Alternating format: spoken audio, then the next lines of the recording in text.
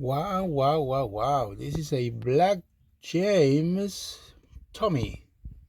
It is a custom model 2002, and this James was part of a batch of models that were in really bad shape, and we just painted over satin black and paint the face.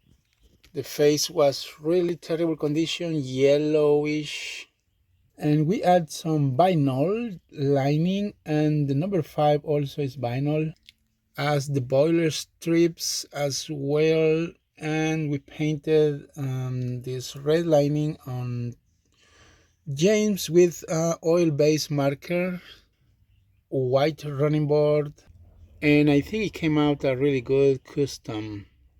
And now let's hit the tracks. Okay, there goes our Black Tomy James. It's kind of faster model.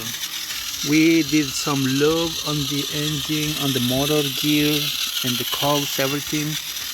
New wires, and it's running like a champ. So guys, don't forget to like, subscribe, and visit our webpage customtrackmasters.com. Black James, awesome.